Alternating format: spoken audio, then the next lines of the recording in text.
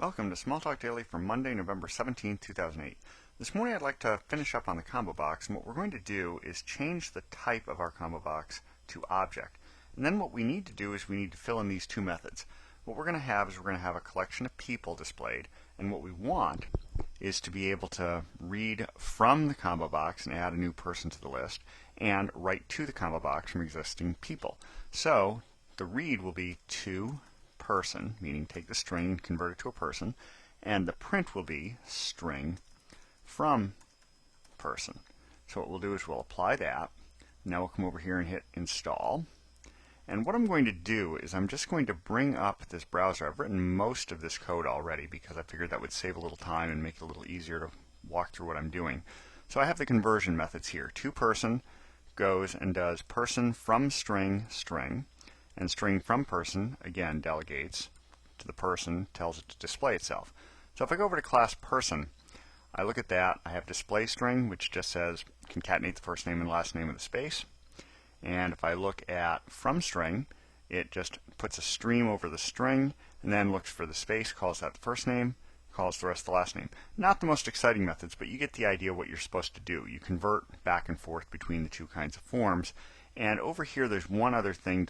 Now it looks like this two-person method is a little overly simplistic, and it actually is. What I'm going to do is I'm going to paste in some code that I wrote a little earlier when I was working with this, and just accept that. And you see, what I do is convert the string over into a person, and then I check the list.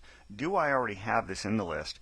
If I don't, toss it into it, and then return it. So let's see how that all works. What I'm going to do, actually I should mention one other thing as well. Notice how I'm doing the comparison.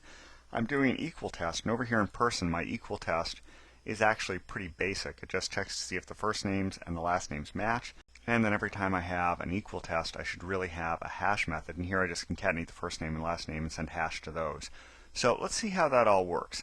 The main thing to remember is you need to have your conversion methods back and forth. I delegate them off to the domain model, which is probably what you ought to do. And you need to check whether you need to add the new thing into the list. As it happens, there's one more thing we need to do. Notice we have right now the list of choices coming in just being the strings 1, 2, 3. We don't want that. What we want is person examples, because what I've done, if you look at class person, go to the class side, I've set up an example method that just returns Barney Rubble, Fred Flintstone, Wilma Flintstone. So I've got a collection of people that are being converted using my conversion methods.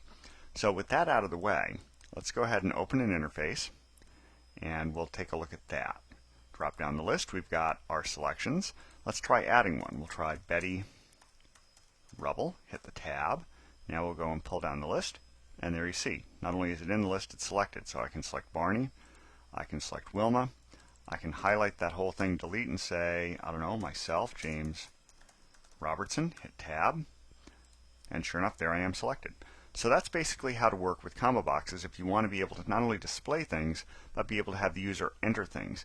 Now, of course, you'll want to have your error checking be a little more robust than what I'm doing. I'm just trusting the user, which is not the best path. But you get the idea of how it's used. So we'll wrap it up there for today. Until next time, have fun with Smalltalk.